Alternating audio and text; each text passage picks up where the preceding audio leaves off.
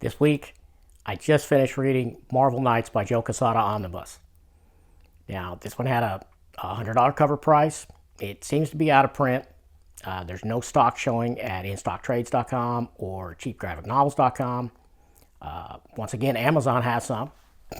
They have 12, but it does not show more is coming. So I think maybe this one is out of print at the distributor level, and so there's a little bit of stock still out there.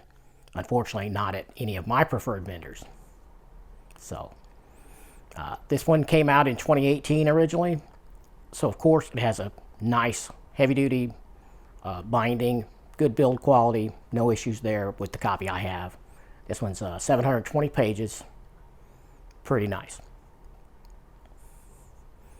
Now, the creators on this is mostly, as far as writing, it's mostly Kevin Smith. Yep, that Kevin Smith. Some by Joe Quesada, and an arc by David Mack. There's one story by Garth Ennis, and there's like a one-pager, I think, where Jimmy Palmiotti helps write. Now, the art is almost all Joe Quesada, and it's spectacular, as you might imagine. There's a little bit there's one story, I think, by, well, maybe more than one. One or two issues by David Ross, which I had never heard of. He's really good. There's one by Rob Haynes. But other than that, it's all Joe Quesada. So most of the inks in here are by Jimmy Palmiotti. There's some by Mark Morales and some by Danny Mickey, which I love Danny Mickey, especially over Quesada. Great, just a really good look. Now, the issue with Mark Morales, it says, and introducing Mark Morales. So I'm guessing that means that's either his first published comic work or more than likely his first Marvel published comic work. And man, he just knocks it right out of the park. I mean, he is fantastic. Before I think I had mentioned in some of my videos that I prefer Danny Mickey inking Joe Q. But, I have to say, the Mark Morales inked issues, I think, are just stunning. I mean, he is really good. Just looks spectacular. And I know Jimmy Palmiotti is a fan favorite, but I thought that while his stuff looked good on Joe Q, I think the Mark Morales was number one for me, then Danny Mickey, then Jimmy Palmiotti, as far as this collection. So, a little bit about Joe Q. Probably don't need to tell you much about Joe Quesada. If you're following this channel, you probably know a lot about him, but I'll go ahead and mention it. A couple bullet points on that. He started the Marvel Knights imprint in 1998. He brought in a bunch of indie talent. He was responsible for, bringing in David Mack and Brian Michael Bendis, And I love Bendis. I'm an unabashed fan of his, and I don't mind saying it. I know some people don't like it, but anyway, Joe Q started the Marvel Knights imprint and really had control over it. And he did so well with the 3 or 4 titles they gave him to do this that he ended up becoming editor-in-chief in 2000.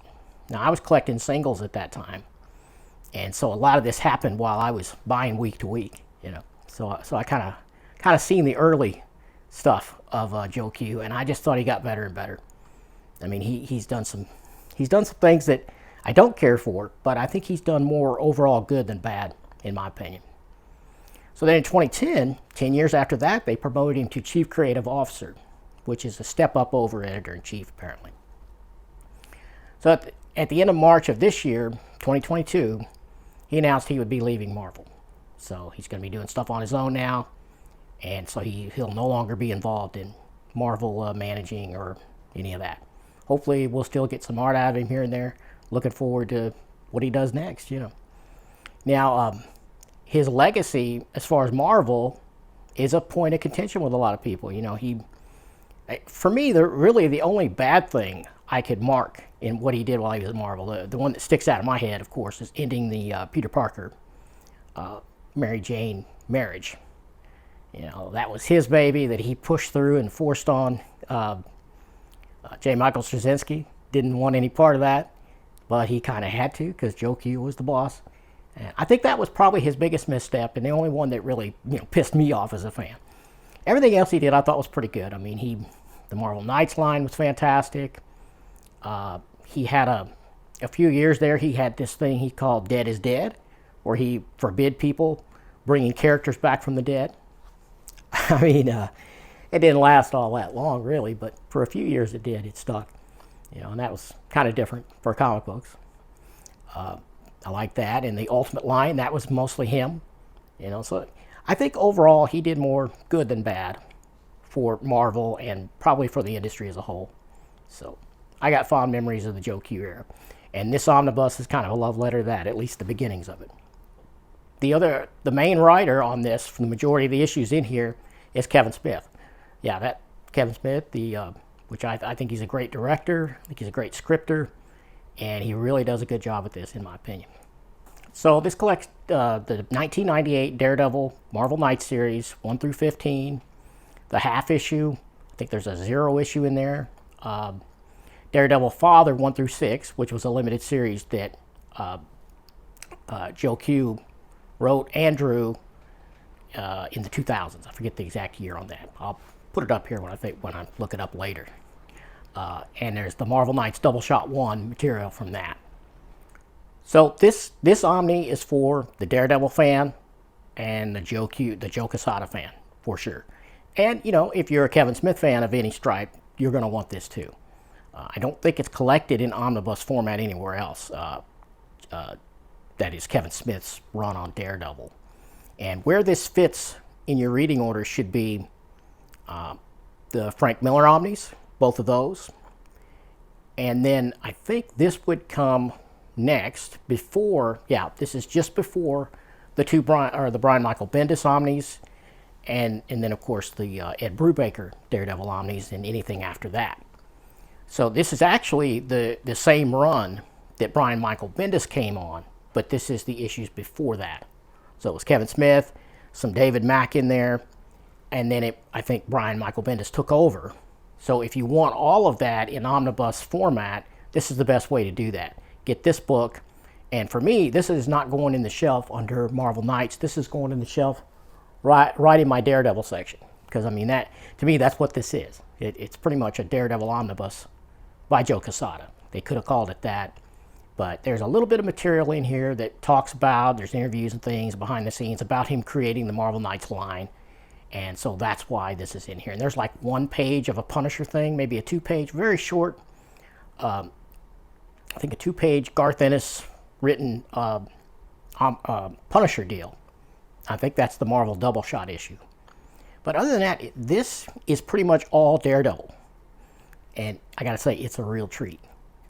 I loved it. I had a good time with this. In fact, I finished it in record time for me, because I'm not a very fast comic book reader. I savor over that art, But this one, even though it did have some great artwork, and you're seeing that in the scans, just really good stuff. And Joe Quesada is another artist that evolved over time, and he got better and better and better. And this is sort of some of the early to mid Quesada art. And he is already fantastic here right at the beginning. And it just gets better and better. The David Mack section there, this is the arc where he created Echo, which is a fantastic character. And you see in Brian Michael Bendis' run, he uses her a little bit rather. But David Mack did create Echo along with Joe Q doing the art. And man, she's really something. I liked her before. I like her even more now after seeing the original David Mack run. I had not read that arc before, so that was a real treat. The Daredevil Father miniseries was all Joe Quesada, and I remember that fondly. I actually bought those in singles, but it's good to have it now in an oversized format. Really nice stuff. Beautiful coloring throughout all of this. Richard Eisenoff and others are doing that. Good stuff. The Kevin Smith run, which is the bulk of the issue. I think it's like 12 issues long. I really liked it. I know not everyone loves Kevin Smith's work, whether it be in film or comic books, but I'm a fan of both, and I thought it was really good. It's quite a mystery at the beginning. I won't give a spoiler, but it's called Guardian Devil. Pretty famous storyline, but not everybody's read it. I had not read it before. I knew about it, but I hadn't read it. And this is where